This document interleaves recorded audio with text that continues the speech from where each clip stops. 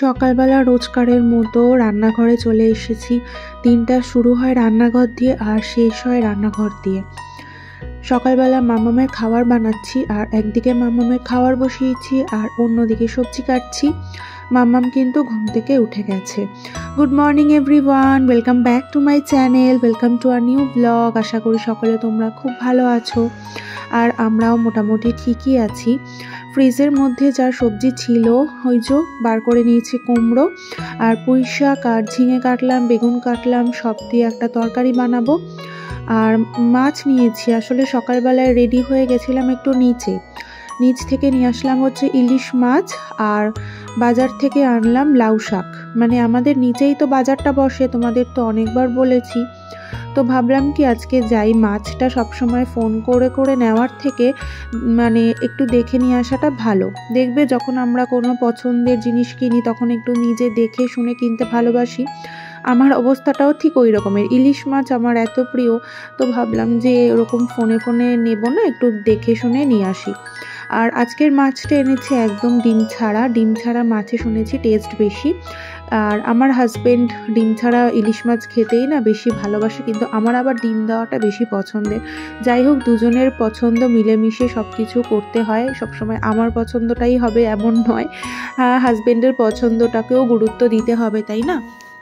তো যাই হোক, এখন রান্নাবান্না করছি আর মাম্মামকে খাওয়ানো হয়ে গেছে। ওকে ফ্রেশ করাতে গেলে তো অনেকটা টাইম লাগে। আর সকালবেলায় এখন না খাওয়া নিয়ে একটু বায়না ধরেছে। আসলে ওয়েদারটা দেখছি একটু গরম গরম পড়েছে যদিও, তাই জন্য খাওয়ার এনার্জিটা অতটা নেই। আর সব মাছটা করব না, 3 পিস মাছ আমাদের জন্য সর্ষে পোস্ত দিয়ে করব।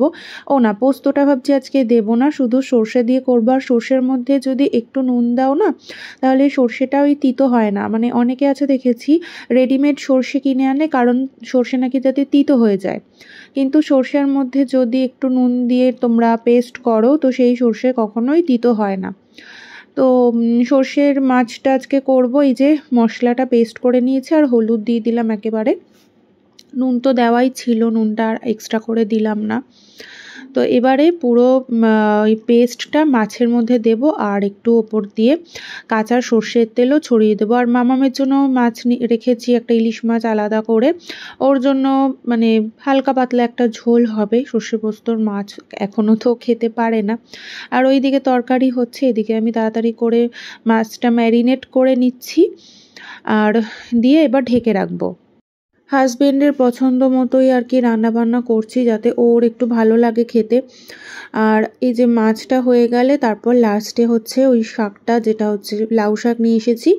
লাউ শাকটা আমি একটুখানি বাটা করে নেবো, পাতাগুলো। সেটা আর তোমাদের সাথে শেয়ার করা হয়নি, কারণ আমার সত্যি কথা বলতে কি স্ট্যান্ডটা ভেঙে গেছে। মানে যেই স্ট্যান্ডে বসে আমি ভিডিও করি, স্ট্যান্ডটা কালকে আমার ভেঙে গেছে, তাই জন্য খুব অসুবিধা হচ্ছে ভিডিও বানাতে। হাতে ধরে ধরে করতে হচ্ছে বা কোনো সাপোর্টের সাহায্যে করতে হচ্ছে, তাই জন্য ওই সময়টার ক্যামেরাটা অন করা হয়নি। আর এই যে দেখো, ফোনটাকে আমি এমনভাবে সাপোর্টের সাহায্যে রেখেছি, স্ট্যান্ডটা কিন্তু আমার নেই, একটা ডান্ডা আর কি ভেঙে গেছে। তো যাই হোক, এখানে এই যে সোফার কাভারগুলো সব খুলে ফেলবো। ওদিকে মাছটা ভাপা হতে দিয়েছি আর সোফার কাভারগুলো খুলবো, কারণ এগুলো আমি কাচতে দেবো আজকে। মানে আকাশে রোদটা দেখলে না তাকাতে ইচ্ছা করছে না, এত কড়া রোদ।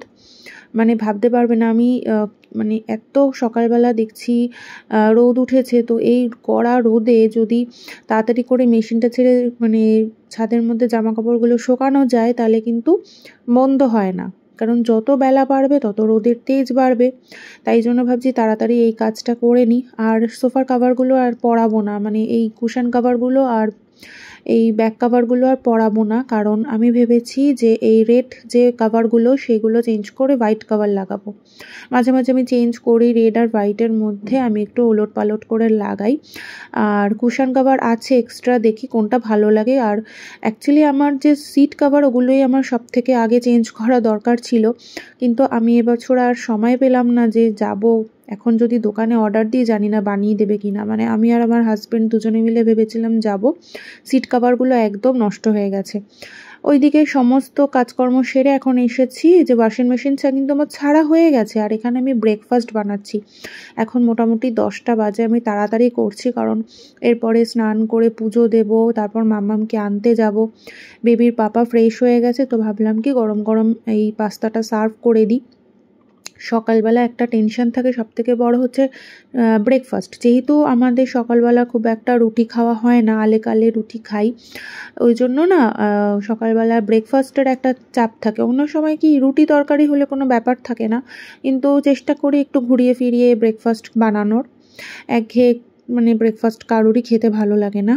তো এই যে সমস্ত রান্নাবান্না করে আমি ভুলেই গেছিলাম যে আমার এইটা ক্লিন করার ব্যাপার ছিল, কারণ আজকে যদি আমি ক্লিন না করি কালকে 2 দিন আমার আরও সময় হবে না যে এইগুলো আমি পরিষ্কার করা। তো ব্রেকফাস্ট করার পর সবাইকে খেতে দিয়েছে, কিন্তু আমার এখনও খাওয়া হয়নি। আমি ভাবলাম ছটপট করে আগে এইগুলোকে পরিষ্কার করি, তারপরে একেবারে স্নান করে পুজো দিয়ে খেয়েই দৌড়ে যাব মাম্মামকে আনতে। আর এইগুলো না আমার বার করে পরিষ্কার করা হয় না, সত্যি কথাই বলছি। বাইরে থেকে আমার ক্যাবিনেটটা ঝাড়া পোছা করা হয়, একদিন অন্তর অন্তরই সব পরিষ্কার করা হয়, নাহলে না প্রচণ্ড ধুলো পড়ে যায়। আর সেই একবারে যদি পরিষ্কার করতে যাই তখন দেখবো কি বলো তো, যে এত নোংরা হয়েছে যে মানে পরিষ্কার করতে অনেক কষ্ট হয়। আর যেহেতু বাড়িতে বাচ্চা আছে তাই জন্য ফার্নিচার কিন্তু আমার একদিন অন্তর অন্তরই ঝাড়পোছ করা হয়, কিন্তু এই যে ভেতরের যে ক্যাবিনেটগুলো এগুলো কিন্তু একদমই পরিষ্কার করা হয় না।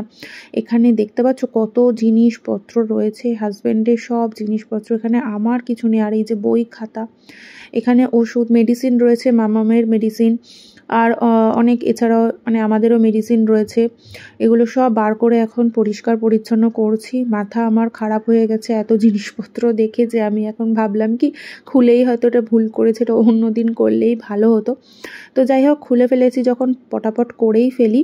আর এই যে পারফিউম গোছাচ্ছি, এখানে আমার হাজব্যান্ডের সব পছন্দের পারফিউম আছে, ওরই সব এখানে বেশিরভাগ জিনিস। এখানে কিন্তু আমার খুব একটা জিনিস তোমরা দেখতে পাবে না। ওর এই জিনিসপত্রগুলো আমার দায়িত্বেই থাকে। আমার দায়িত্বে থাকে মানে কি, আমি সব গুছিয়ে রাখি, ওর যখন যেটা লাগে আমাকে বলে, আমি বার করে দিই। মানে সংসারের এখন দায়িত্ব অনেক বেড়ে গেছে বলতে পারো। আগে তো নিজেরটা ভাবলেই হয়ে যেত, নিজের মতো চললেই হয়ে যেত, কিন্তু এখন তো সেটা না। এখন হাজবেন্ড বাচ্চা সবার জন্য আর কি ভাবতে হয়, করতে হয়। যত দিন যাচ্ছে সংসারের দায়িত্ব কর্তব্য কিন্তু বেড়ে যাচ্ছে, কমছে না। তো চেষ্টা করি যতটা সম্ভব আমি সঠিকভাবে পালন করার। এই দেখো সব কিছু গোছানো হয়ে গেছে। আর ওই যে জন্মদিনে কেনা হয়েছিল ফোমটা, সেটা ইউজ করা হয়নি। তো যাই হোক, এই কাউন্টারটা মোটামুটি হয়ে গেছে পরিষ্কার। আর এখানে আমারও কিছু পছন্দের পারফিউম আছে, কিন্তু আমি না আমার পারফিউমের থেকে আমার হাজব্যান্ডের পারফিউম ইউজ করতে বেশি ভালোবাসি। আমারগুলো জমেই থাকে আর আমি ওরগুলো শেষ করে ফেলি। আমার মতো কারা কারা আছো একটুখানি কমেন্ট করো তো, যে হাজব্যান্ডের জিনিস নিয়ে টানাটানি করো। আর এই দেখো ক্যান্ডেল, এই ক্যান্ডেল দুটো যে কবেকারের ক্যান্ডেল না আমি ভুলে গেছি, মানে কত বছরের, 2-3 বছর তো হবেই। আমি এটা না ইউজ করি না, মানে এটা রেখে দিয়েছি। এত সুন্দর দেখতে আর এত সুন্দর গন্ধ, এটা আমার জ্বালাতেও মানে ভালো লাগে না, ইউজ করতে ইচ্ছা করে না, মনে হয় এটা সাজানোই থাক। কিন্তু এইবার দিওয়ালিতে আমি ভাবছি এই ক্যান্ডেলটা ইউজ করব, কারণ অনেক ক্যান্ডেল আমার জমে গেছে, যেগুলো আমি জমিয়ে আর কি জায়গা ভরিয়ে রেখেছি। আর এই দেখো এখানেও হাজবেন্ডের বই খাতা রয়েছে। এখানে বলছি না চারিদিকে শুধু আমার হাজবেন্ডের বই খাতা জিনিসপত্র, এগুলো আমি সব গুছিয়ে রাখলাম। মোটামুটি গোছানো হয়ে গেছে। আর একটা জিনিস দেখো, ভাগ্যিস এই কাউন্টারটা পরিষ্কার করলাম আজকে। দাঁড়াও একটু গাছগুলোকে উঠিয়ে রাখি। এই যে আমার সাধের গাছ, আর ওই দেখো কত ওষুধ এক্সপায়ার হয়েছে, আমার মামামের সব ওষুধ, এগুলো সব এক্সপায়ার হয়ে গেছে। মানে বাচ্চা থাকলে বাড়িতে যা হয় ওষুধ কিনে রাখা হয়, মানে সেই রোগগুলো যখন লাগে না তো থেকেই যায়। তো আজকে এগুলো সব পরিষ্কার করলাম। আর এই দেখো ফার্নিচার তো বললাম তোমাদের একদিন অন্তর অন্তর কিন্তু মোছা হয়, কিন্তু এইটা না ক্যাবিনেটটা অ্যাকচুয়ালি বলেছিল সাবান জল দিয়ে পরিষ্কার করলে চকচক থাকবে, কিন্তু সাবান জল দিয়ে ওই 6 মাসে 9 মাসে একবার হয়তো পরিষ্কার করা হয়। তো আমি ভাবলাম আজকে যখন পরিষ্কার করছি একটা টিস্যু নিয়েছি আর একটু সামান্য মানে শ্যাম্পু জল নিয়েছি, তো একটা টিস্যু দিয়ে জাস্ট ওপরটা একটু ক্লিন করছি, তাতে পরিষ্কার একদম ভালোভাবে পরিষ্কার হয়ে গেছে দেখো। আর যাই হোক, আমি স্নান করতে যাব, তার আগে এই যে মামামের পার্সেল এসেছে, এটাকে খুলে বাক্স টাক্সগুলোকে সব ডাস্টবিনে ফেলে দিলাম। আর এখানে এসেছে মামামের হেয়ার অয়েল, তার সাথে রয়েছে ডেটল, তারপর পেস্ট।